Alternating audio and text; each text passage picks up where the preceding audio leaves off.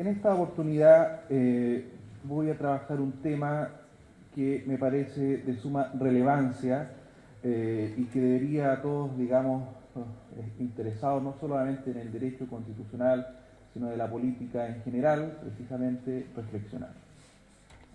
Y que dice relación precisamente con la evolución de los derechos políticos, entendidos como el derecho a elegir y el derecho a ser elegido, básicamente.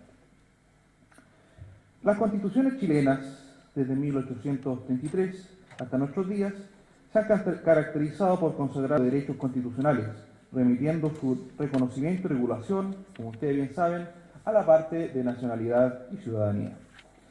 Este rasgo es propio del constitucionalismo clásico, donde se tiende a identificar los derechos políticos con el estatus jurídico de ciudadano. Según señala Díaz Picasso, ello se debe a que en un contexto liberal democrático tiende a hacerse una equiparación entre los derechos políticos y ciudadanía. Ciudadano es, casi por definición, nos señala Díaz Picasso, quien puede participar en la gestión de los asuntos públicos. Esta estructuración responde a un problema más complejo que data de los inicios del constitucionalismo, manifestado por la constante tensión entre los conceptos de libertad. ¿Qué concepto de libertad? Los conceptos de libertad positiva y libertad negativa. Concepto de libertad negativa, vale decir, este derecho de no interferencia, representado por los derechos civiles, particularmente el derecho de propiedad. Aquí estamos pensando principalmente en lo. Y, por cierto, con los derechos de libertad positiva, representados, ahora sí, por los derechos políticos, vale decir, aquellos que importan la noción de autogobierno y participación activa en los problemas públicos.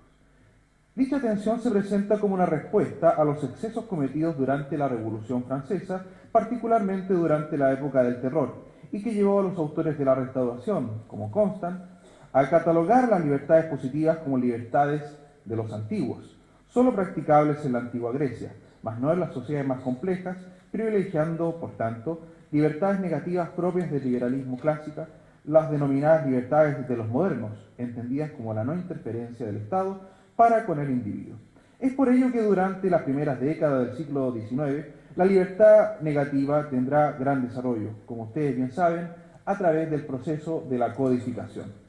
Bajo este contexto, los derechos de libertad positiva, esto es, los derechos políticos, actuarán, fíjense ustedes, como mero complemento de los derechos de libertad negativa. Mero complemento, insisto en este punto. Tal como queda en evidencia en las fuertes restricciones a su ejercicio, limitadas solo a aquellos que gozasen de determinado nivel de renta o patrimonio. Nos referimos principalmente a la noción del sufragio censitario. Pese a la existencia de esta tensión inicial, el constitucionalismo sentó las bases para su transitar futuro conjunto, por cuanto, a través de él, del constitucionalismo, se puso término a la sociedad estamental, esto nunca hay que perderlo de vista, propia del antiguo régimen, dando paso a la sociedad de individuos, quienes concurren a la formación de la voluntad política en cuanto ciudadanos. Así queda en evidencia la Declaración de los Derechos del Hombre y del Ciudadano de 1789, cuando se señala que los, comillas, hombres nacen libres y los hombres nacen y permanecen libres e iguales en derechos. Las distinciones sociales solo pueden fundarse en la utilidad común. Artículo primero. Como también cuando se señala como requisito para la existencia de una constitución, además de la separación de poderes, comillas, la garantía de los derechos, cierre de comillas, el mítico artículo 16. Ello tiene que ver, en síntesis, con el cambio en la legitimidad del poder en el marco del constitucionalismo, por cuanto éste se fundará en la noción de soberanía ilimitada, expresada en el concepto de poder constituyente promovida por Sieyès, y como quedará plasmado en la propia declaración, al señalar que, comillas, el origen de toda soberanía reside esencialmente en la nación, ningún órgano ni ningún individuo puede ejercer la autoridad que no emane expresamente de ella, cierre comillas. Durante el siglo XIX hasta mediados del siglo XX se irá produciendo un progresivo proceso de ampliación de los derechos políticos. Expresión paulatina del proceso de democratización de las instituciones públicas que culminará, como ustedes bien saben, con la consagración del sufragio universal. Sin embargo, desde los primeros instrumentos internacionales de derechos humanos, dictados a contar de la segunda mitad del siglo XX, de la segunda posguerra, se fueron recogiendo los derechos políticos, otorgándoles el carácter de derechos fundamentales, al mismo nivel que los demás derechos que clásicamente se han estado incorporando en la parte dogmática de las constituciones, y por tanto descartando su rol meramente complementario de los derechos de libertad negativa. Diversas constituciones a nivel comparado se han hecho eco de estas premisas instaladas a nivel internacional, como por ejemplo la Constitución Española de 1978, incorporando en sus catálogos los derechos de carácter político, otorgándoles con ello una mayor protección constitucional, particularmente a través de las garantías tanto normativas como jurisdiccionales. En este sentido, atendido el contexto de cambio constitucional que está a puerta de iniciarse en Chile, así se reconocía al menos claramente en las ponencias de la mañana, del profesor Jorge Correa y de la ministra presidenta Marisol Peña, ¿no es así? Que existe ese ánimo, ¿no? Que resulta precisamente de sumo relevante hacerse la pregunta o estudiar este tema y precisamente, como nos decía Jorge Correa, la utilidad, ¿no?, de incorporar los derechos políticos dentro del catálogo de derechos constitucionales, vale decir, sacarlos del capítulo Nacionalidad y Ciudadanía.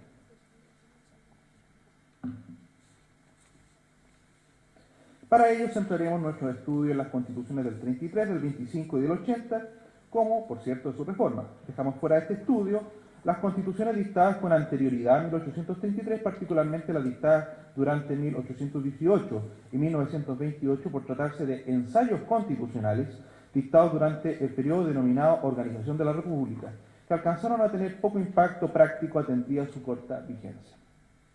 Partamos, pues, con la Constitución de 1833 y su reforma. La Constitución de 1833 juega un rol fundamental en la historia constitucional chilena, por cuanto con ella se pone término al periodo conocido como de Organización de la República, caracterizado por un constante proceso de ensayo y error de textos constitucionales cuya más elaborada expresión fue la Carta de 1828. Pero al mismo tiempo se inicia un periodo de continuidad institucional no exenta de dificultades, por cierto, que permitirá ir afianzando progresivamente las instituciones republicanas. No por nada es el texto constitucional más longevo de la historia constitucional chilena. Su texto era marcadamente presidencialista, con fuertes dejos autoritarios, por cuanto permitía que cuando el presidente de la República decidiese declarar el estado sitio, fíjense ustedes, se suspendiera el imperio de la Constitución. Para decir, en estado de excepción constitucional se posibilitaba que el presidente pudiese suspender el imperio de la Constitución. Muy autoritario. Asimismo, se adicionaba el hecho que el presidente de la República era irresponsable durante todo su mandato y hasta un año de finalizado. Sin embargo, durante la segunda mitad del siglo XIX, esta situación irá cambiando en términos relevantes gracias, entre otros factores, a diversas reformas constitucionales que se irán plasmando en su texto, posibilitando un mayor equilibrio entre los poderes públicos. Esta evolución que se verá durante el siglo XIX tendrá pleno reflejo en los cambios que también se irán produciendo en el terreno de los derechos políticos a nivel constitucional, lo que en todo caso se caracterizarán por su carácter más bien restringido a un grupo limitado de personas, operando como un mero complemento de los derechos de libertad negativa. Partamos revisando la noción de soberanía. La noción de soberanía, seguida por la Constitución del 33, es de vertiente francesa, por cuanto se asienta sobre el concepto de nación y no de pueblo, delegando su ejercicio en las autoridades establecidas por la Constitución. Sin embargo, califica al gobierno de Chile como, comillas, popular representativo. Con lo cual, algunos autores han interpretado que en este aspecto el concepto de soberanía se acercaría más bien al de soberanía popular. Y esto no es para nada baladí, ya que precisamente permitirá la posterior interpretación de la ampliación de los derechos de libertad positiva y, por cierto, la modificación de la forma de gobierno más cercana a modelos parlamentarios. En cuanto a los requisitos para ser ciudadano, siguiendo los lineamientos del constitucionalismo clásico, los derechos políticos no son incorporados en el catálogo de derechos constitucionales, sino un apartado previo denominado en esa época de los chilenos, hoy conocido como nacionalidad y ciudadanía. La Constitución de 1833 parte distinguiendo entre ciudadanos activos y ciudadanos pasivos. Solo los primeros tenían derecho a sufragio.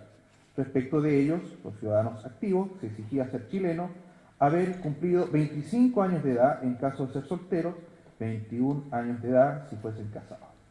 Vale decir, los más jóvenes que se casaban, ¿no es así?, tenían un dejo más de responsabilidad. Interesante. Y que además se exigía precisamente saber leer y escribir. Pero aquí está el punto central donde precisamente se ve la conexión con los derechos precisamente de libertad negativa, por cuanto existía el requisito censitario. En efecto, se exigía como requisito el cumplimiento de al menos uno de los siguientes requisitos, a saber, bien tener una propiedad inmueble, capital invertido en alguna especie de giro o industria, o bien el ejercicio de una industria o arte, el goce de un empleo, renta o usufructo, cuyos emolumentos y productos guardasen proporción con la propiedad inmueble o capital. En síntesis, se circunscribía el ejercicio de la ciudadanía activa al goce de derechos de libertad negativa, quedando los derechos políticos como mero complemento de esta. Derechos que otorga la ciudadanía. En primer lugar, en cuanto al derecho a elegir, el ejercicio del derecho a sufragio exigía estar previamente inscrito en los registros de electores de la municipalidad a que pertenecieran y estar en posesión, fíjense ustedes, de una boleta de calificación 3 meses antes de la elección. Por su parte, se reglaban las causales de suspensión de la ciudadanía activa y la pérdida de la ciudadanía pasiva. Estos requisitos del derecho a elegir obligaban a que para que cada acto eleccionario fuese necesario inscribirse. Vale decir, si usted cumplía los requisitos establecidos por la Constitución con fuerte regambre censitaria, además se le exigía que usted tenía que dirigirse al municipio respectivo, ¿no es así?, y solicitar la boleta que lo calificaba, en síntesis, para poder ejercer el derecho de sufragio. Como ustedes ven, es un sistema bastante restringido. Como queda en evidencia, la distinción entre ciudadanía activa y pasiva tiene que ver con el carácter censitario del sistema, propio del predominio de los derechos de libertad negativa, sin perjuicio de lo cual se dejaba abierta la puerta para aquellos que cumpliesen los requisitos patrimoniales en un futuro pudiesen dejar de ser ciudadanos pasivos. Vale decir, se podía tener los requisitos por lo menos de edad, ¿no? Pero si usted no tenía los requisitos censitarios, quedaba como una suerte de ciudadano pasivo. Y eso implicaba, como veremos a continuación, que tampoco usted podía ejercer la segunda parte del derecho político, vale decir, el derecho a ser elegido. Efectivamente, correlativamente al derecho político no solo se permitía elegir, sino también la posibilidad de ser elegido dentro de los diversos cargos electivos establecidos por la Constitución del 33. Es así que se establecía como requisito para ser diputado, en primer lugar, estar en posesión de los derechos del ciudadano elector, que es el ciudadano activo. Y en segundo lugar, fíjense ustedes, una renta de 500 pesos a lo menos. Vale decir, no solamente para el derecho a elegir se establecía requisitos censitarios, sino que también para el derecho a ser elegido. Por tanto, lo que había aquí es un derecho político establecido como un complemento, en realidad, a los derechos de libertad negativa. Respecto a los senadores, la situación era similar, eso sí que se exigía un poco más de dinero, una renta de 2.000 pesos a lo menos. Este aspecto censitario, por lo menos del Congreso Nacional, se mantendrá desde 1833 hasta precisamente el término de la Constitución, precisamente cuando se empieza a discutir la dieta parlamentaria, en 1924, y donde precisamente se produce el quiebre precisamente institucional con el famoso ruido de sable, ¿no? Curiosamente, siendo una medida democratizante, ¿no?, es mal vista por la sociedad que en esa época precisamente estaba padeciendo una fuerte crisis económica. Curioso como a veces la historia, si bien no se repite, muchas veces rima. Hoy en día estamos frente al cambio del sistema electoral, una reforma realmente trascendental para el fortalecimiento de los derechos políticos. Sin embargo, pareciera ser que la discusión está centrándose única y exclusivamente en el aspecto patrimonial. ¿Cuánto va a costar la reforma? Curioso. Vinculación con otros derechos. Inicialmente el catálogo de derechos era bastante reducido, conformado principalmente por derechos de libertad negativa, excluyendo, por cierto, los derechos políticos, los cuales estaban regulados en el capítulo Los chilenos, que hoy denominamos nacionalidad y ciudadanía. De ellos resaltan, por cierto, igualdad ante los cargos públicos, el derecho de petición y, por cierto, la libertad de expresión. Sin embargo, esta vinculación adolecía de dos dificultades. En primer lugar, atendía al carácter censitario, la igualdad ante los cargos públicos quedaba limitada a aquellos ciudadanos que gozasen efectivamente los derechos de libertad negativa. Y en segundo lugar, producto de la ausencia de mecanismos para hacer efectivos los derechos constitucionales, aspecto característico del constitucionalismo de vertiente europeo continental durante el siglo XIX y las primeras décadas del siglo XX. En este sentido, las reformas constitucionales van a jugar un rol decisivo. Este escenario comenzará a cambiar progresivamente a través de las diversas reformas constitucionales dictadas a partir de la década del 70 del siglo XIX. En cuanto al requisito para ejercer el sufragio, se deja como edad única la de 21 años, eliminando de esta manera el requisito del matrimonio para los efectos de determinar la edad del ejercicio de la ciudadanía activa. Sin embargo, y fíjense ustedes, el aspecto más sobresaliente es la supresión del sufragio censitario a través de la eliminación de la renta como requisito para poder ejercer la ciudadanía activa, persistiendo solo el requisito de saber leer y escribir. Aquí estamos en 1888. Con ello, la distinción entre ciudadanía activa y ciudadanía pasiva perdió toda eficacia. En lo relativo al al ejercicio del derecho de sufragio, si bien persiste el requisito de la inscripción, se suprime la obligación de realizarla para cada elección, ya que se creó un registro público a través del cual se posibilitaba una inscripción continua, debilitando el poder del municipio en el proceso electoral. Ya vamos a explicar por qué. Por su parte, en relación con los demás derechos, se modificó el derecho de petición y el de reunión, al tiempo que se consagró el derecho a asociación, 1874. Este aspecto es de sumo relevante por cuanto este es el fundamento para la existencia de los partidos políticos. Con todo, cabe recordar que pese a esta ampliación, los derechos tenían un carácter programático más que normativo. Finalmente, respecto a la garantía de los derechos, cabe destacar la modificación del estado de sitio, eliminando la posibilidad de la suspensión del imperio de la Constitución, 1874, y por cierto, el establecimiento de la responsabilidad del presidente en el juicio constitucional.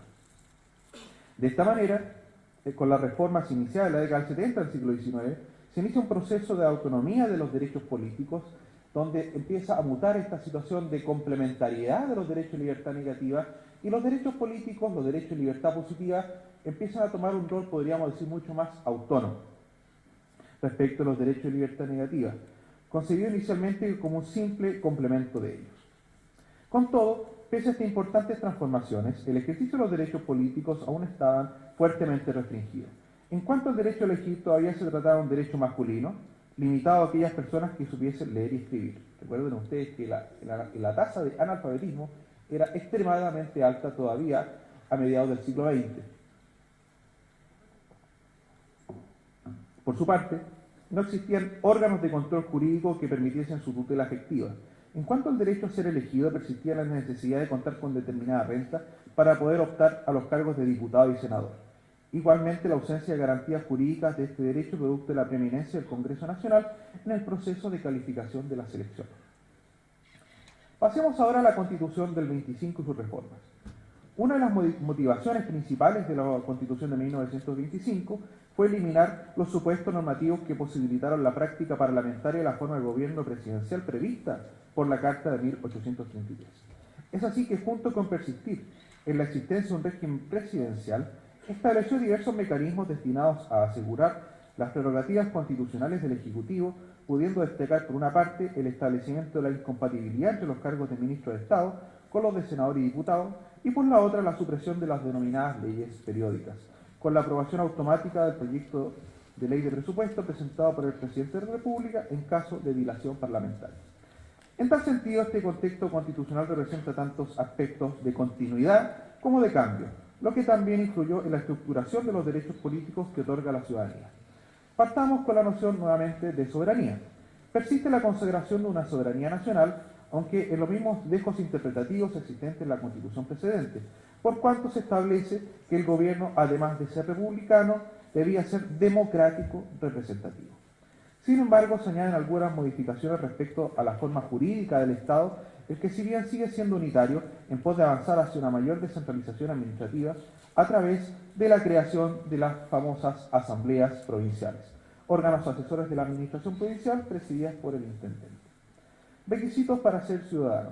Siguiendo los lineamientos de la Carta precedente, los derechos políticos no son incorporados al catálogo de derechos constitucionales, sino en un apartado previo denominado nacionalidad y ciudadanía, nomenclatura que persiste hasta el día de hoy. La Carta de 1925 estableció 4 requisitos para ser ciudadano, siguiendo los lineamientos de las reformas realizadas en la Carta de 1833 en la década del 70. a saber, ser chilenos, tener 21 años de edad, saber leer y escribir y estar inscrito en los registros electorales. Por su parte, manteniendo la tendencia iniciada durante la segunda mitad del siglo XIX, las inscripciones eran continuas y se realizaban en registros de carácter público.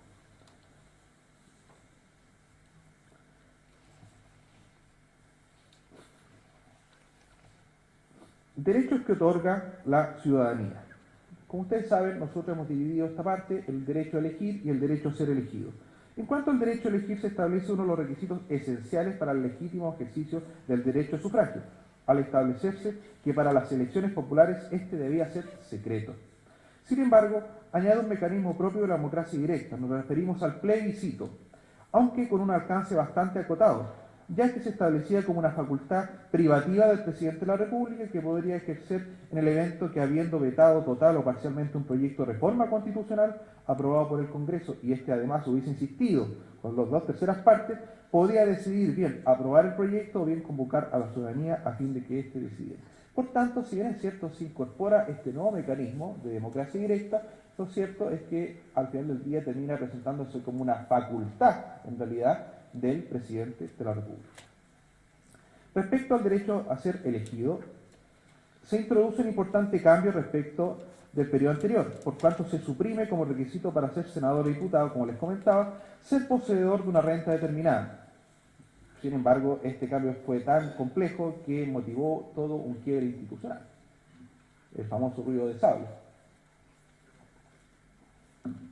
Con lo cual, se democratiza el acceso a los cargos de representación popular.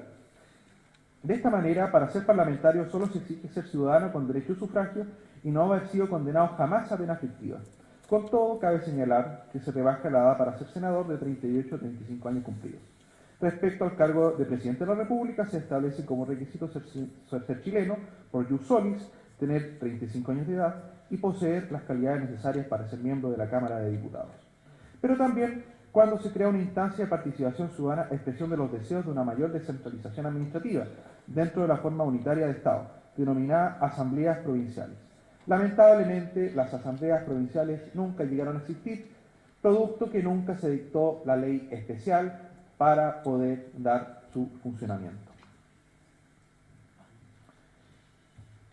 Con todo, cabe destacar que se introduce un importante cambio respecto a la Constitución anterior en lo que respecta a la garantía del derecho a ser elegido, y esto es muy importante, toda vez que se crea el Tribunal Calificador de Elecciones, permitiendo un control jurídico y no político de los procesos electorales, particularmente de las elecciones de Presidente de la República, de diputados y senadores. Recuerden ustedes que durante la Carta del 33, la calificación de las elecciones era realizada por el Congreso Nacional, por tanto se transformaba en un verdadero control, no sé si control inclusive, ¿no? Un acto político más que un verdadero control propiamente tal. Vinculación con otros derechos. El catálogo de derechos mantuvo en términos generales los lineamientos establecidos en la Constitución de 1833, reformada durante la década del 70 y 80 del siglo XIX. Sin embargo, se contemplaron además derechos nuevos con marcado contenido económico-social, en clave de igualdades materiales, destacando entre ellos la protección del trabajo, la previsión social, como el deber de velar por la salubridad pública. Por su parte, la vinculación de los derechos políticos con otros derechos persiste una importante continuidad, persistiendo su relación, en primer lugar, con la igualdad ante los cargos públicos, el derecho de petición, el derecho de libertad de expresión, el derecho de reunión y, por cierto, el derecho de asociación. Con todo, cabe destacar que respecto al derecho de asociación se produce un mayor desarrollo, aunque no dentro del catálogo de derechos, sino más bien con ocasión de la regulación del Congreso Nacional. En efecto, a este respecto se establece que en las elecciones de diputados y senadores, comillas, se empleará un procedimiento que dé como resultado en la práctica una efectiva proporcionalidad en la representación de las opiniones y de los partidos políticos. Vale decir, lo que estaba haciendo acá es consagrar la existencia de partidos políticos, pero no solo eso, sino que además asociado al Congreso Nacional y, en tercer lugar, a través de un sistema electoral específico, el sistema electoral proporcional. Y esto es un tema no menor, toda vez que es una de las primeras consagraciones constitucionales de los partidos políticos a nivel de derecho comparado. Veamos el tema de las reformas constitucionales. Este esquema inicial es modificado principalmente a través de 3 reformas, nótese las reformas del 57, del 70 y del 71, destacando entre ellas las aprobadas durante la década del 70. La primera de ellas, promovida durante el gobierno de Eduardo Frei Montalva, con la cual, pese a tener fuerte tendencia residencialista, establece modificaciones en las 2 dimensiones de los derechos políticos, vale decir, en los derechos a elegir y ser elegido. En cuanto al primer aspecto, destaca la rebaja de edad para ser ciudadano con derecho a sufragio, de 21 a 18 años, al tiempo que se suprime el requisito de saber leer y escribir, con lo cual, como es lógico, se permite el voto para los analfabetos. Sin embargo, se mantiene como requisito para ser parlamentario, tanto para diputados como senadores, saber leer y escribir y haber cumplido 21 años de edad. En este sentido, esta reforma destaca por el hecho de ampliar la base del electorado, pero a costa de realizar diferencias entre los 2 aspectos de los derechos políticos, las que en todo caso nos parecen que no son arbitrarias. La segunda reforma, y esta me parece que es muy importante destacar, por cuanto se tiende a mirar como un mero, podríamos decir, condicionamiento para la elección de Salvador Allende, pero en realidad me parece que se ha olvidado un poco el verdadero alcance que tuvo esta reforma. ¿A qué nos referimos? Nos referimos precisamente al Estatuto de Garantías Democráticas. Reforma precisamente que se dicta previa a la asunción de Salvador Allende. Ella se estableció como una suerte de condición por parte de los partidos de oposición, principalmente la Democracia Cristiana, para apoyar la elección por parte del Congreso Pleno de Allende, quien no había logrado la mayoría absoluta de votos. Recuerden ustedes que no se establecía, como en la Constitución actual, el sistema de la mayoría absoluta ni el balotaje. Por tanto, si alguno de los candidatos en la Constitución del 25 no lograba la mayoría absoluta, era el Congreso quien tenía que decidir entre las primeras mayorías.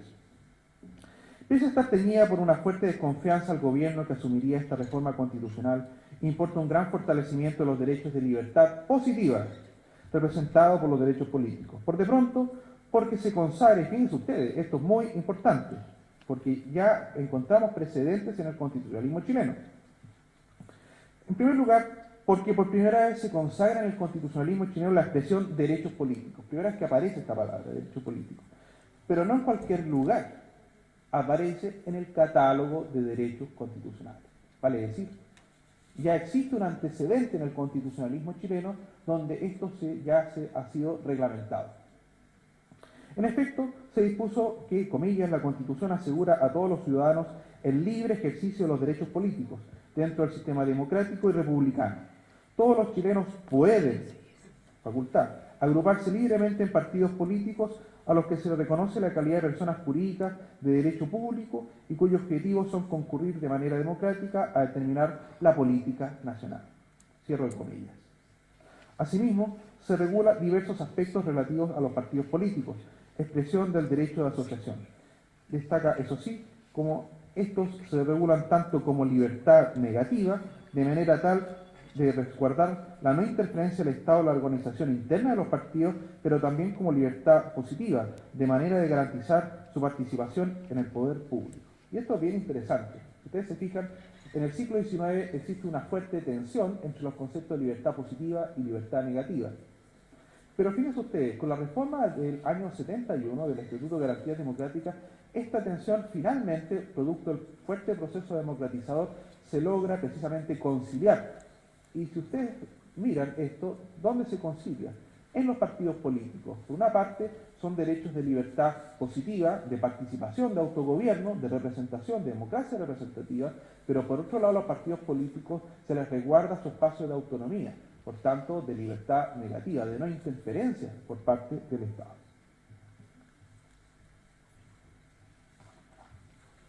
Por su parte, se modifica la regulación del derecho de reunión en lugares públicos, esto es otro aspecto muy importante, al eliminar su regulación vía decreto con la expresión disposiciones generales de policía, entregando su reglamentación a la ley, aspecto necesario para la garantía de los derechos fundamentales en general. Recordarán ustedes que es fundamental, en el marco de la teoría de los derechos fundamentales, precisamente que cualquier afectación, limitación a los derechos establecidos por la Constitución siempre debe hacerse a través de una ley. El famoso precisamente aspecto garantía normativa que se conoce como reserva legal.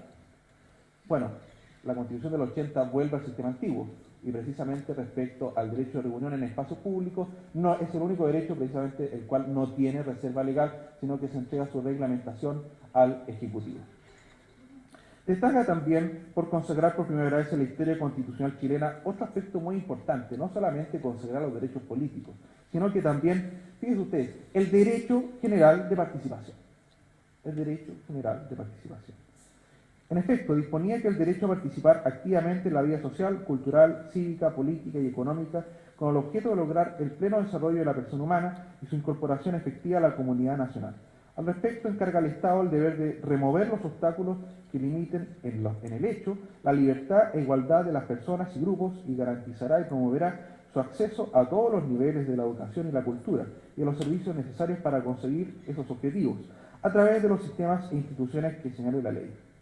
Cierro comillas. Con todo, cabe destacar que también se introduce una importante ruptura, por cuanto se aleja de la noción ciudadano-individuo para dar paso a cierta participación de carácter corporativa, al establecer que las juntas de vecinos, centros de madres, sindicatos, cooperativas y demás organizaciones sociales, mediante las cuales el pueblo participa en la solución de sus problemas y colabora en la gestión de los servicios del Estado y de las municipalidades, serán personas jurídicas dotadas de independencia y libertad para el desarrollo de sus funciones que la ley señale.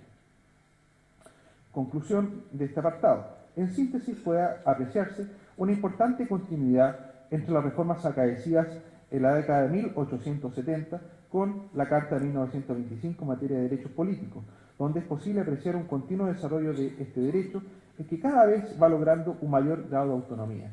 Si a inicios del siglo XIX había una noción de complementariedad respecto a los derechos y libertad negativa, durante la década del 70 del siglo XIX y durante gran parte del transitar del siglo XX, el derecho político va logrando cada vez un mayor grado de diferenciación y autonomía, ¿producto de qué? Producto de un progresivo proceso de democratización de las instituciones, el que en todo caso no logra un mayor desarrollo por cuanto derecho constitucional, al seguir relegado a los aspectos de nacionalidad y ciudadanía. En esta evolución destaca, por cierto, la consagración de los partidos políticos, manifestación del derecho a asociación, a los cuales se les atribuye un rol central en la conformación del Congreso Nacional, de acuerdo a los lineamientos de un sistema electoral proporcional. Estos lineamientos se mantendrán hasta la reforma de 1970, las cuales darán un giro en la comprensión de los derechos políticos, principalmente con la dictación del Estatuto de Garantías, ya que a través de él se consagrará por primera vez los derechos políticos como derechos constitucionales, al tiempo que se establecerá un derecho general de participación, pero también por lograr conciliar la tensión inicial de los dos conceptos de libertad en el plano de la representación política, al reglamentar a los partidos políticos en clases de libertad positiva como un derecho de participación y negativa, vale decir, no interferencia por parte del Estado. Tercer punto, llegamos a la Constitución de 1980, hay que hacerse cargo de ella también. Una de las primeras medidas adoptadas tras el golpe de Estado de 1973 fue la temprana convocatoria a una comisión constituyente a la cual se le encomendó la redacción de un texto constitucional, la posteriormente denominada Comisión Ortúzar. Ello no hace sino dejar patente que el quiebre institucional no tuvo por finalidad restaurar la Constitución del 25, ojo con eso, sino por el contrario, refundar un nuevo orden institucional. Estos fines refundacionales tuvieron particular implicancia en la trayectoria que había desarrollado el constitucionalismo en Chile, generándose una verdadera ruptura respecto del periodo anterior. Ello debido en primer lugar al establecimiento de lineamientos axiológicos, presentes tanto en el capítulo 1, Bases de la Institucionalidad, y en el capítulo 3, de los Derechos y Deberes Constitucionales, caracterizados por la mezcla de elementos corporativistas y el fortalecimiento de los derechos de libertad negativa. Y en segundo lugar, por el marcado carácter autoritario, no tanto de la forma de gobierno presidencialista, sino sobre la forma de Estado en su sentido político, al establecer la base de una democracia protegida, tutelada por las Fuerzas Armadas. Durante la primera década de su dictación, su vigencia se verá suspendida, siendo reemplazada por las denominadas disposiciones transitorias, verdadero cuerpo normativo del régimen militar, situación que se mantendrá hasta el retorno de la democracia en marzo de 1990. Si bien se promoverán diversos cambios promovidos el año anterior, 1989, persistirán fuertemente sus lineamientos originales por más de 15 años. hasta que con la dictación de la reforma constitucional de 2005 se pondrá término a uno de sus aspectos más controvertidos, esto es, su carácter autoritario, representado por esta noción de democracia protegida, tutelada por las Fuerzas Armadas a través de los diversos mecanismos institucionales denominados por la doctrina como enclaves autoritarios. Todos estos factores implicarán un fuerte retroceso en la regulación constitucional de los derechos políticos desarrollados progresivamente en las constituciones chilenas, alcanzando su máxima expresión en el denominado Estatuto de Garantías Democráticas de 1971, lo que quedó patente en el hecho de que no fue puesto a nivel los demás derechos constitucionales, siendo nuevamente relegado al apartado nacionalidad y ciudadanía. Veamos la noción de soberanía. Se mantiene la noción de soberanía nacional, pero se precisa su ejercicio, al señalar que ésta se ejerce por el pueblo, estoy en comillas, a través del plebiscito y de elecciones periódicas y también por las autoridades que esta Constitución establece, cierro comillas. Como puede apreciarse, el ejercicio de los derechos políticos se ven fuertemente acotados, bloqueando otras formas de participación política ya anunciadas tácitamente en las constituciones del 33 y 25 y expresamente con la reforma del 71 a través de la consagración del derecho general de participación y la consagración de los derechos políticos en el catálogo de derechos constitucionales. Con todo, la novedad es que se añaden límites al ejercicio de la soberanía conformada por los derechos que emanan de la naturaleza humana. Por su parte, pese a que se señala que Chile es una república democrática, se establecen diversos órganos e instituciones que distorsionan su sentido. Obviamente, en primer lugar, el rol que se le otorga a las Fuerzas Armadas, comillas, garantizar el orden institucional de la república, estableciendo con ello las bases de una democracia protegida, tutelada militarmente. Ello se expresó principalmente a través de la inamovilidad de los comandantes en jefe de las Fuerzas Armadas por parte del presidente de la República, integración por derecho propio de excomandantes en jefe de las Fuerzas Armadas en el Senado, como a través de la creación a nivel constitucional del conocido Consejo de Seguridad Nacional. Y en segundo lugar, a través del establecimiento del pluralismo limitado, presente en el paradigmático artículo 8º de la Constitución, donde se establecían las agrupaciones o doctrinas consideradas inconstitucionales. Y en tercer lugar, por la marcada desconfianza hacia los partidos políticos, los cuales son reglamentados con ocasión del derecho a asociación en términos negativos, al punto de señalarse que ellos no podrán intervenir en actividades ajenas a las que les son propias, ni tener el privilegio alguno o monopolio de la participación ciudadana, fíjense ustedes. Asimismo, posibilita declarar como ilícito a los partidos políticos que no se estructuran en el marco del pluralismo político limitado.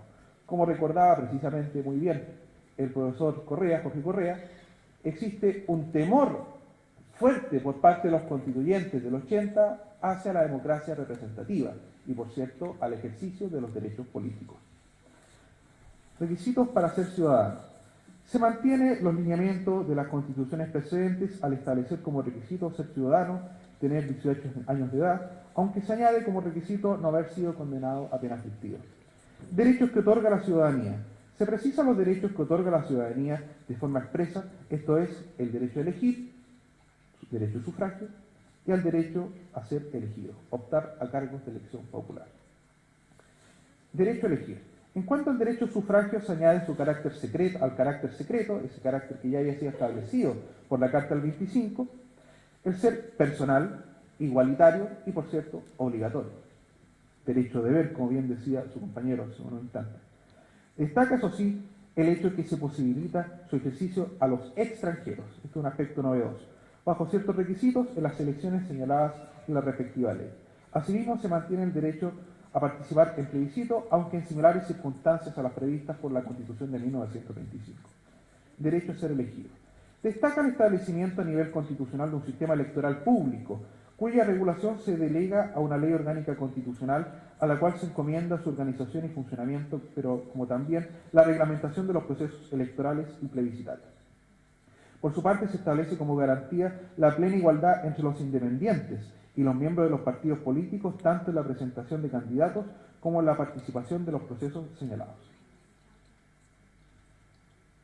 En el caso, para ir precisamente avanzando en esto, me gustaría destacar qué es lo que ocurre en cuanto al derecho a ser elegido en particular en el Senado. En el caso del cargo de senador se distingue entre senadores electos y designados. Respecto de los primeros, se establece como requisito ser ciudadano con derecho a sufragio, 40 años de edad, enseñanza media y 3 años de residencia en la región respectiva.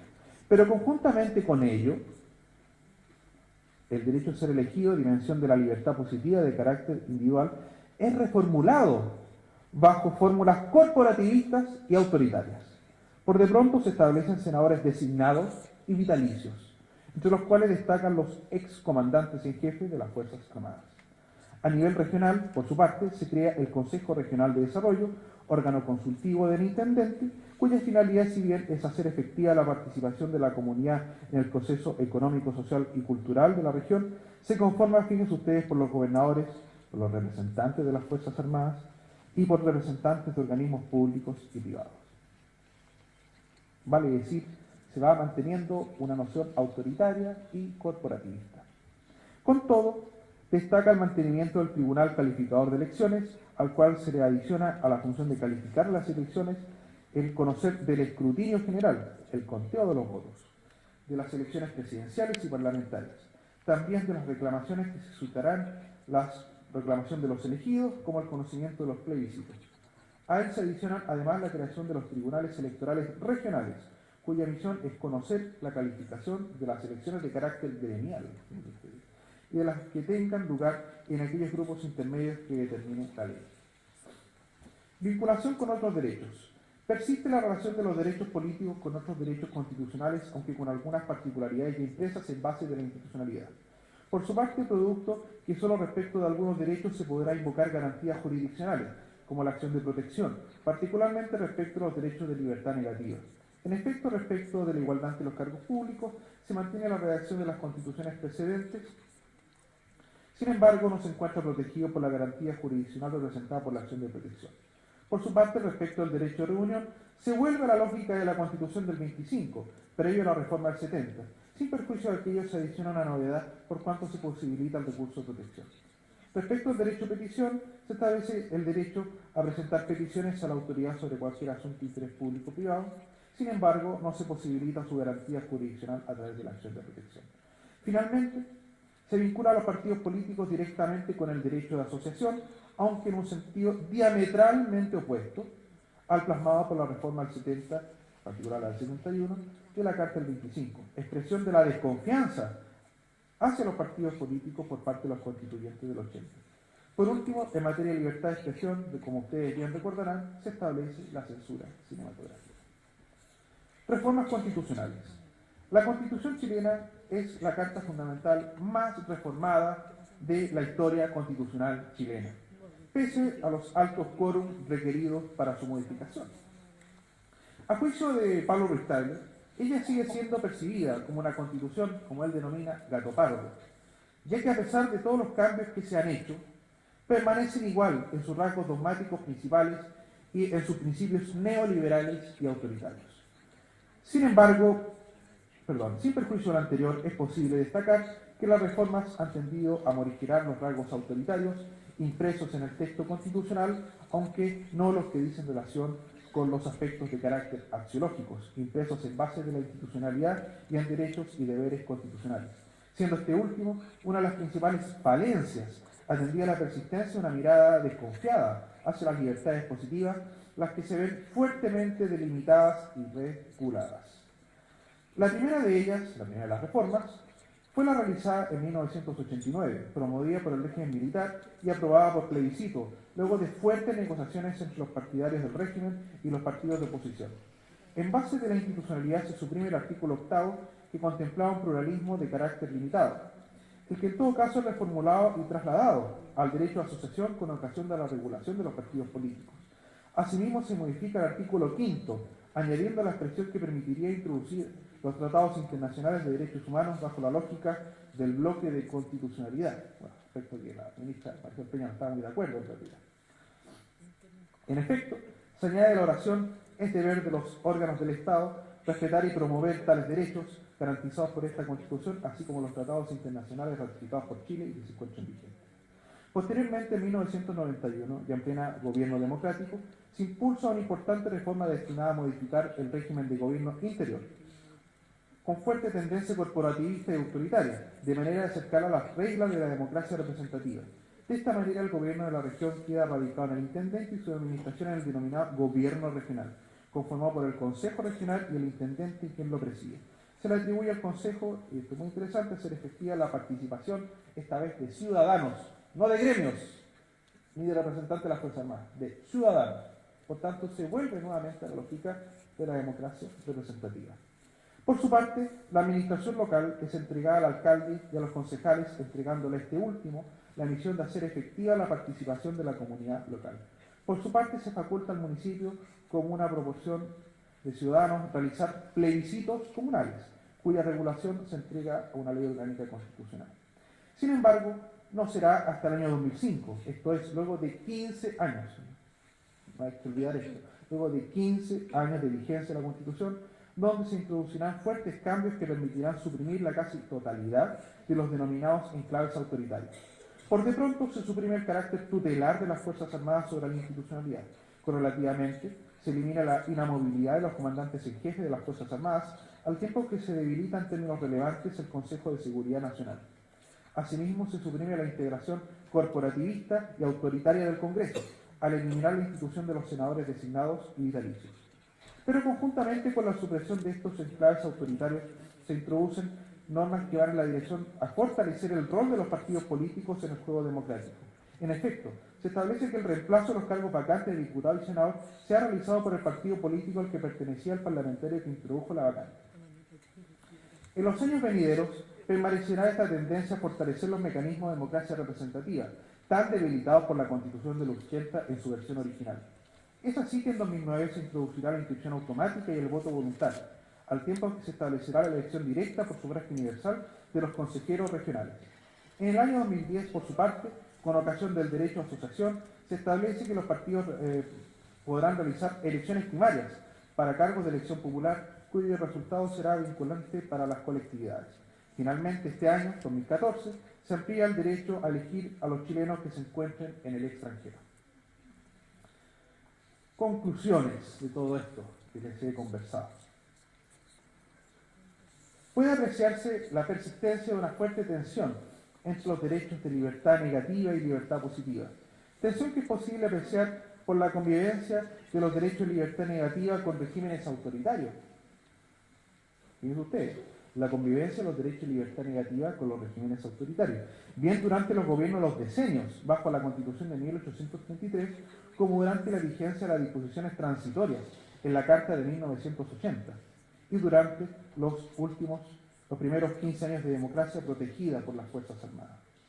En este contexto, los derechos políticos en la Constitución de 1833 se caracterizaron por ser meros complementos de los derechos de libertad negativa, situación que persiste durante las primeras 3 décadas de su vigencia. Un quiebre trascendental será la serie de reformas constitucionales desarrolladas durante la década del 70 y 80 del siglo XIX, ya que a través de ellas los derechos políticos dejarán progresivamente de ser complemento de los derechos de libertad negativa para operar en términos autónomos. La Constitución del 25 profundizará estos lineamientos a través de un fuerte proceso democratizador impreso en su texto, rasgo que persistirá durante casi toda su vigencia. Este proceso democratizador logra su punto cúlmine con las reformas acaecidas durante la década de los 70, especialmente a través de la denominada Estatuto de Garantías Democráticas, a la que representó la consagración de un proceso iniciado un siglo antes, posibilitando la consagración por primera vez en la historia constitucional chilena de los derechos políticos a nivel constitucional, como también por el hecho de haberlo situado al interior del catálogo de derechos constitucionales. De igual forma, por consagrar un derecho general de participación, entregando un rol fundamental a los partidos políticos, reglamentados tanto en clave de libertad negativa como positiva. La Constitución del 80, pese a tener importantes elementos de continuidad respecto al proceso precedente, el sentido democratizador impreso en las constituciones anteriores se ve fuertemente mermado, retomado la fuerte tensión entre los conceptos de libertad positiva y libertad negativa, aunque en un sentido diverso a las constituciones precedentes. Ello producto de la vinculación de los derechos de libertad negativa con una visión autoritaria del poder, acompañada de fuertes dejos corporativistas, ajenos a la tradición liberal del constitucionalismo chileno. Ello posibilita el establecimiento de una noción limitada del pluralismo político, asistida por una fuerte desconfianza hacia los partidos políticos como instancias para encauzar la participación política en el contexto de la democracia representativa, lo que lleva a reglamentar los derechos políticos nuevamente al apartado de nacionalidad y ciudadanía, fuera del catálogo de derechos constitucionales. Con el retorno a la democracia en marzo del 90, se irán produciendo una serie de reformas que van retomando la senda de lograr una mayor autonomía de los derechos políticos, lo que se aprecia en la progresiva democratización del derecho a elegir y en el derecho a ser elegido, así como el fortalecimiento de los partidos políticos. Sin embargo, solo se han suprimido los elementos autoritarios de nuestra Constitución sin alterar mayormente los elementos axiológicos, lo que hace que los derechos políticos todavía se encuentren marginados del catálogo de los derechos constitucionales. Tampoco se establece un derecho general de participación que permita ampliar los derechos políticos al ejercicio de mecanismos de democracia directa, tales como la iniciativa popular de ley o el referéndum abrogatorio de leyes. En el actual contexto de cambio constitucional, resulta una oportunidad importante para dar un paso más en el fortalecimiento de los derechos políticos y con ello de nuestras instituciones democráticas. Muchas gracias.